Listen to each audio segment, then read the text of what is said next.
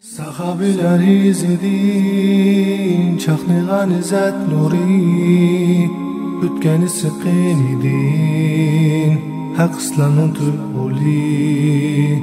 Baş ekmez kafirga, şiddet bilen atzeli, Hemze Halit Musettek, şir yürek oğlanları. Bera ibn Malik Ensari. Bera ibn Malikning qaysarligi tufayli askarlarning halok bo'lib ketmasligi uchun uni musulmonlar qo'shiniga boshliq qilmanglar. Umar ibn Xattob. U chachlari chuvuq, usti beshini chang bosgan, o'ruq, ovoq, ko'zga oson chiliqmaydigan kishi edi. Lekin shundoq turuqliq, u jangchilar bilan birga urush maydonlarida o'ltirgan dushmanlardan sirt yakma-yak urushdila mushriklardan yuzni o'ltirgan. U jur'atlik, botur, qaysar kishi bo'lib, Umar ibn Xattob uning to'g'risida qo'l ostidagi amaldorlarga uning qaysarligi tufayli qo'shinlarning halok bo'lib ketmasligi uchun musulmonlar qo'shiniga uni qo'mondon qilmanglar deb xat yozgan. Mana bu Rasulullohning xodimi Anas ibn Malikning qarinishi Bera ibn Malikning sifatidir. Agar men Bera ibn Malikning qahramonligi to'g'risida so'zlab bermoqchi bo'lsam, so'zim uzrab ketishi mumkin. Shunga men sizlarga uning ish izlaridan birini so'zlab berishni to'g'ri ko'rdim. Buning Beraning boshqa ish izlari haqida ma'lum tasavvur tug'dirdiganligiga ishonaman. Bu vaqa payg'ambarimizning vafot bo'lishining dastlabki soatlaridan boshlandi. Bu vaqtda arab qabilalari islomga dastlabda guruh-guruh bo'lib kirgandek, uningdan yana guruh-guruh bo'lib chiqayotgan, hatto Makka, Madina va boshqa joylardan Alloh dilini iymon bilan mustahkam qilgan bir bo'lak jamoatlardan boshqa hech kim o'z dinida qolmagan bir chog' edi. Abu Bakr Siddiq radhiyallohu anhu qarg'ularcha halok qilayotgan bundoq fitnaga mustahkam tog' tavranmagandekla bardoshlik berdi va muhojir ansorilardan qo'shin tashkil etdi va bu qo'shin qo'mondonlariga birdan bayroq tutqizib, ularni dindan yenib olganlarni haq yo'lga qaytarish, dinni o'zgartirishlarni qilichining besi orqali islomga qaytarib kelish uchun Arab yerim orlining har qaysi taraflariga avatdi.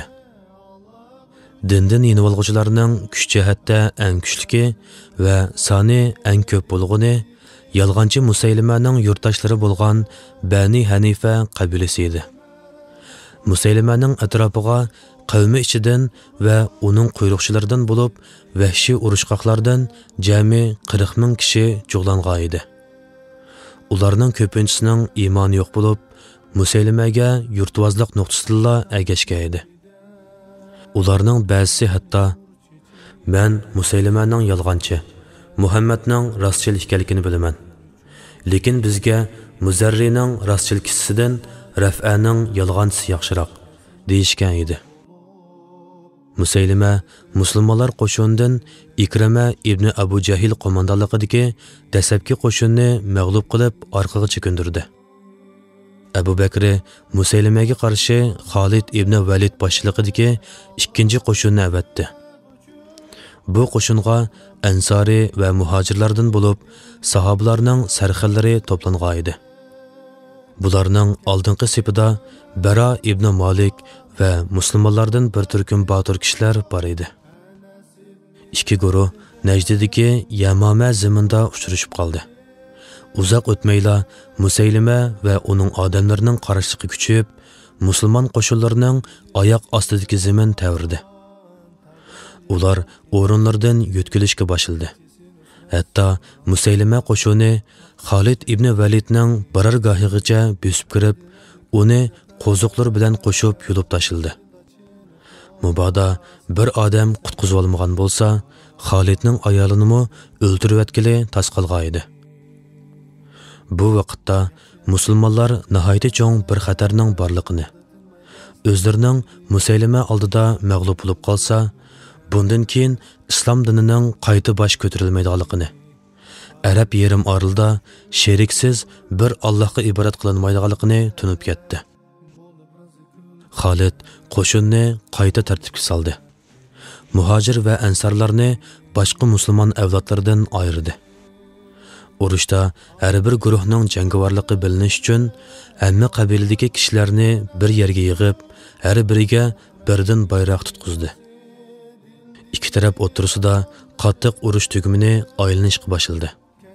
Bundan burun musulmonlar bunda qattiq jang qilib boqmagan edi.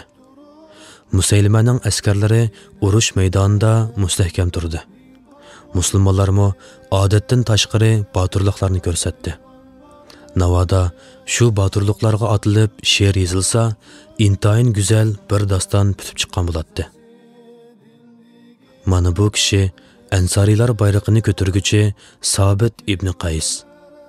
U burulla tayyorlik qilib, o'zini kepanlab olgan. O'ziga zaminda yerlik qo'lab olgan. Tizig'ichi yerga cho'kib, shu yerda mustahkam turib, qo'shinning bayroq ostida shahid bo'lib yiqilguncha jang qilgan. Umar ibn Xattobning bir tuqqani Zayd ibn Xattob musulmonlarga mundoq deb tavlaydi: "Ey xaloyiq, eg'iz tishinglarni ching tishlanglar. Dushmanlaringlarga qilich uringlar. Qadam-qadam ilgirlanglar. Ey xaloyiq, Alloh bilan qasamki, men bu so'zimdan keyin hatto Musaylima mag'lub bo'lguncha, Alloh meni o'z dargohiga olguncha hargiz so'zlamayman. Men buningga qasamimni dalil qilaman," dedi-da sapga etilib kirib, toki shahid bo'lguncha jang qildi. Mana bu Abu Huzayfaning ozod qilayotgan quli Salim. U muhojirlarning bayrog'ini ko'targan edi. Uning qavmi uning ojiz kelishidan yoki mag'lub bo'lib ketishidan qo'rqib, uningga "Biz sening tupaylingdan bizga mag'lubiyat kelishdan qo'rqamiz" deganda, Salim: "Agar sizlar mening tupaylimdan mag'lubiyatga uchrasanglar, men Qur'on yodlagan kishining eng askisi bo'lib qolmamdim" dedi-da, Allohning dushmanlariga boturlarcha etilib, jang qilib shahid bo'ldi. Lekin Bara ibn Malikning boturligi bularning boturliklaridan tuvan bo'ldi. Alloh ularning hammasidan rozi bo'lsin. Chunki Xolid jang maydonining toza qizib ketganligini ko'rgan vaqtda Bara ibn Malik qarab: "Ey Ansariylar guruhi, ey Ansar yigit, qavmingga qara" deganda, Bara ibn Malik qavmiga qarab varqirdi: "Ey Ansariylar guruhi, sizlardan hech kim bugundan boshlab Madinaga qaytishni o'ylamasin. Sizlarga bugundan keyin Madina yo'q. Faqat bir Alloh, ondan jannat bor" deginicha mushriklarga etildi. Ansariylarmo uning bilan birga etildi. Saplarni yerib mengib, Allohning dushmanlari beshida qilishlarni o'ynatqiltirdi. Hatto Musaylima va uning quyruqchilarining qadamlari tavrab ketdi. Ular mushu kunda o'lgan kishining ko'pligidan tarixda o'lim bog'chisi deb atalgan bog'chiga mukib oldi. O'lim bog'chisi mushu atrofdagi bog'chilarga nisbatan tomlari egiz qilib qo'pirilgan bog'chi bo'lib, Musaylima tumanning askari bilan bog'chi ishkini mahkam taqib olib, uning egiz tomlari bilan qo'g'dalgan edi. Ular bog'chi ishidan o'q yog'dirishga boshladi. O'q musulmonlar ustiga yomg'irdak tushadi. Bu vaqtda musulmonlarning qahramoni Batur Bara ibn Malik oldiga chiqib: "Ey qavmim, meni qalqon ustida qo'yib, qalqonni nayzi bilan ko'tarib, meni sepil ishkiga yaqin qilgan holda sepil ichiga tashlanglar. Men yoki shahid bo'laman, yoki bo'lmasa sizlarga bog'chining ishkini ichib beraman" dedi. Ko'zni yumib ochqicha orliqda Bara ibn Malik qalqon ustida o'ltirdi. U nihoyatda yenik edi. Uni o'nlarcha nayza ustida ko'tarib, bog'cha ichidagi tumanming askar orasiga tashladi. Bara ibn Malik ular orasiga xuddi guldir momidak tushdi va ular bilan ishik oldida urushib, qilichini ularning gavdanlarida o'ynatdi. Oxiri kofirlardan 100 nachini o'ldirib, eshikni ichivatdi. Uning badaniga o'qiya etilgan qilich urilgan bo'lib, jami 80 nachi yerda og'ir jarohat izi bor edi. Musulmonlar bu o'lim bog'chisiga tushma-tushdan etilib kirib, qilichlarni bog'cha tomlari bilan panohlanib olgan murtatlarning boshlarida o'ynatdi. Ulardan 20 ming odamni o'ldirdi. Musaylimani tutib olib, unimi o'ldirib tashladi. Bara ibn Malik davolatqili yotiqiga ilib kelindi. Xolid uning jarohatini davolatish uchun uning yonida bir oy odam turg'izdi. Allah uningga shifolik berdi va musulmonlar qo'shiniga uning qo'li bilan yordam berdi. Bara ibn Malik o'lim bog'chisida o'tib ketgan shahidlik purustiga hamisha talpinib turdi. O'zining bu cho'ng umidining amalga oshishi va payg'ambar alayhissalomga uchrashish uchun ishtiyoq bog'lab, urushlarga orqam-orqa tushishga boshladi. Oxiri Paris shahridagi Tustarni ishg'ol qilgan kuni Parisliklar egiz qal'alarning biriga kirib oldi. Musulmonlar ularni muhosaraga olib, xuddi bilayzuk bilakni qamab olgandek qo'rishib olgan edi. Muhosaraga ilish vaqti uzunga so'zilgan seri Parisliklarga ig'irchilik qattiqlashdi.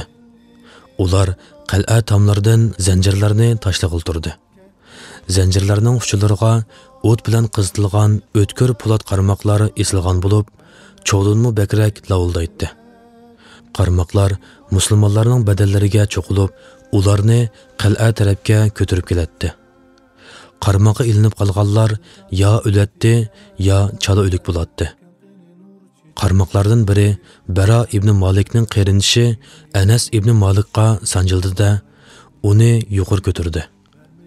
Bara ibn Malik buni ko'rib darhol qal'a temiga yalmashdi va qarinishini ko'tarib olgan zanjir kesildi. U qarinishining badanidan qarmoqni chiqarishga urindi. Uning qo'llari kuyib, tutun chiqishga boshladi. U qarinishini qutuldirmoqcha bo'ldi qilmadi. Uning qo'li go'siz so'ngakka aylanib qolgandan keyin zaminga tushdi.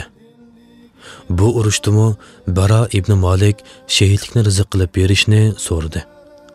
Allah uning duosini ijobat qildi.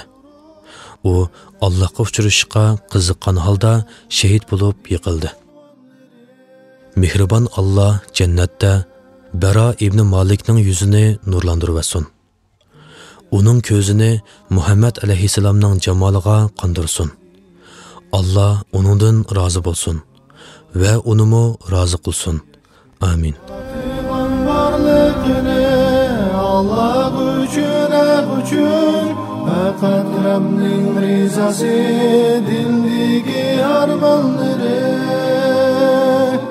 Ketti Ömer Osman Nahni qo'g'dab tek turib Anas ibn Nazirdek ummatning polvonlari Ketti Ömer Osman Nahni qo'g'dab tek turib Anas ibn Nazirda ummatning polvonlari